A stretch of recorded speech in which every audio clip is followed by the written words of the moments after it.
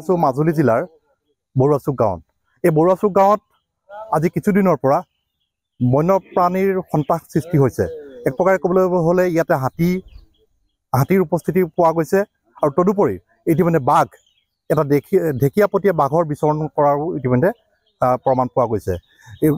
এই বাঘে বহু স্থানত ঘৰচীয়া পোহনীয়া বহু জীৱ জন্তু ইতিমধ্যে হত্যা কৰাৰো প্ৰমাণ পোৱা গৈছে। আমি এই অঞ্চলৰ স্থানীয় লোকৰ লগত জানিবলৈ যত্ন কৰিম। ইতিমধ্যে ইয়াৰ এই স্থানত উপস্থিত হৈছেহি মাজুলীৰ বন বিভাগৰ লোক। বন বিভাগৰ এটা দলে ইয়াত বাহৰ পাতি থকা পৰিলক্ষিত হৈছে। তেওঁলোকে এই ৰাইজক বহু সহায় সহযোগিতা আগবঢ়াইছে। ডিপাৰ্টমেণ্ট অনুসৰি যিসমূহ ইয়াত কৰণীয় আছে তেওঁলোকে কৰা বুলি আমি জানিব পাৰিছোঁ। কি ক'ব, কি আগবঢ়াইছে? আমি ৰাইজৰ যিটো চিটুৱেশ্যন হৈ গৈছে, মানে সন্ত্ৰাস হৈছে, বাঘৰ ভয়ত মানুহ ওলাব নোৱাৰা হৈছে। তেওঁলোকক আমি কৈছোঁ যে আমি ইয়াতে কেম্প কৰিম, থাকিম, আৰু যোৱাকালিৰ পৰা থাকিলোঁ। কিন্তু এতিয়া কথা হ'ল কি, তেওঁলোকক আমি নথকা অৱস্থাত যদি তেওঁলোকৰ হেৰি হয়, তেতিয়া ডিপাৰ্টমেণ্টলি আমি তেওঁলোকক এটা চাৰ্চ লাইট, মানে সৌৰশক্তিৰ দ্বাৰা যিটো চাৰ্জ কৰিব পাৰি, তেনেকুৱা এটা ভাল চাৰ্চ লাইট আমি তেওঁলোকক দিছোঁ গাঁওবুঢ়াক। আৰু লগতে 2 পেকেট মানে বম ফটকা আমি দিছোঁ, তাৰ মানে ভয়ত যাতে তেওঁলোকে অকণমান নিৰাপদে থাকিব পাৰে, তেনেকুৱাখিনি ব্যৱস্থা আমি কৰিছোঁ। আৰু লগতে তেওঁলোকক আমি সকলো একমুঠ হৈ সন্ধ্যা আৰু খুব সোনকালে ৰাতিপুৱা আমি জংঘল এলেকাবিলাকত যাবলৈ মানা কৰিছোঁ। আৰু আপোনালোকক পাই ভাল লাগিল, আমাৰ সাংবাদিক বন্ধুসকলৰ দ্বাৰা আমি সকলো ৰাইজক আমি এই কথাটো অনুৰোধ আকাৰে আমি সজাগ হ'বলৈ আমি জনাইছোঁ যে বাঘ, হাতী কাজিৰঙাৰ পৰা প্ৰায় ওলাই আহি আছে, মাজুলীৰ পৰা যাব বিচৰা নাই।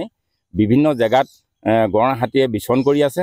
গতিকে আমাৰ সাংবাদিক বন্ধুসকলৰ যোগেদি সকলো ৰাইজক সজাগ হৈ থাকিবলৈ, ৰাতিপুৱা আৰু গধূলি সদায় সজাগ হৈ থাকিবৰ কাৰণে আমি বাৰে বাৰে কাটৰ যোগেৰে আমি অনুৰোধ জনাইছোঁ।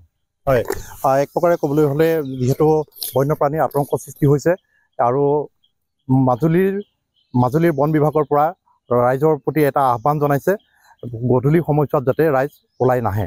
আৰু ইয়াতে স্থানীয় কমিটি মেম্বাৰ আছিলে, কি ক'ত ওলাইছে? হয়, নমস্কাৰ। প্ৰথমে আপোনালোকৰ চেনেলক ধন্যবাদ দিছোঁ। আমাৰ যাতায়াতবিহীন এটা আমাৰ গাঁৱলৈ আহি পিনে এনেকুৱা এটা পৰিস্থিতি বা যিটো বিষয়, এইখিনি চৰকাৰক অৱগত কৰিব পাৰিছে। আমাৰ 24 জানুৱাৰী তাৰিখে আমাৰ যিটো গাঁৱৰ আমাৰ ওচৰেদি গৈ পিনে গাহৰি এটা মাৰিছে। তাৰ পাছত আমাৰ গাঁৱৰ ওচৰতে এটা গছনি আছে, এই গছনিতে বাঘটো থাকে। বাঘটো তাত দিনতো মানে ওলাই আহে গাঁৱলৈ গাঁৱৰ ভিতৰত নাহে আৰু ওচৰত ঘূৰি ফুৰে। ছাগলীবিলাক, গাহৰিবিলাক তেনেকৈ খেদি ফুৰি থাকে। গাঁৱৰ মানুহ কেইজনমান চাইছে। তাৰপৰা ছাগলী 2-3টামান দিনতে জংঘললৈ নিছে। তাৰপাছত ৰাতি ঘোঁৰা এটা মাৰিছে আৰু তাৰ নেক্সট দিনাখন আৰু এই গৰু এটা মাৰিছে। তেনেকৈ আতংক সৃষ্টি কৰিছে বাঘটোৱে। তাৰপৰা আমাৰ গাঁৱৰ ৰাইজেও এইপিনে অহা যোৱা কৰিবলৈ অলপ ভয় লগা হৈছে। গতিকে আমি চৰকাৰকো অনুৰোধ কৰিছিলোঁ অতি সোনকালে বাঘটো উদ্ধাৰ কৰি ইয়াৰ পৰা যাতে অলপ আঁতৰত গুচি যায় বা ধৰি পিনে লৈ যাব পাৰে, এইখিনি চৰকাৰক আমি আপোনালোকৰ যোগেদিও অনুৰোধ জনাইছোঁ। তাৰপৰা ইতিমধ্যে মাজুলী বন বিভাগে আহি পিনে আমাৰ এই বৰুৱাচুক গাঁৱৰ গাঁওবুঢ়া ঘৰতে একনিশা ইয়াতে কটাইছে। তেখেতসকলে গোটেই 4 স্কোৱাৰ চাই মেলি এতিয়া সিহঁতে চৰকাৰক এনেকেই বাঘটোৱে আমাৰ এই অঞ্চলৰ পৰা দক্ষিণ ছাইডত গুচি গৈছে বুলি খবৰটো পাইছে। তথাপি ৰাতি ঘূৰি ফুৰি থকা এটা জীৱ জন্তু ক'ব নোৱাৰি। তেনেকৈ আমাৰ প্ৰশাসনকো জনাইছোঁ আৰু এনেকৈ খা খবৰ লৈ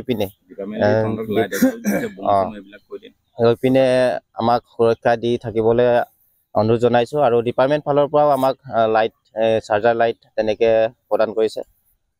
সেইখিনি আৰু আছে এজন ইয়াৰ যুৱক, বাঘৰ সন্ত্ৰাসৰ বাবে ৰাইজে কিবা পদক্ষেপ লৈছে নেকি? ৰাইজেতো বাৰু এইটো কাৰণে আমাৰ ৰাইজেতো বহুতেই মানে কিবা হৈছে মানে।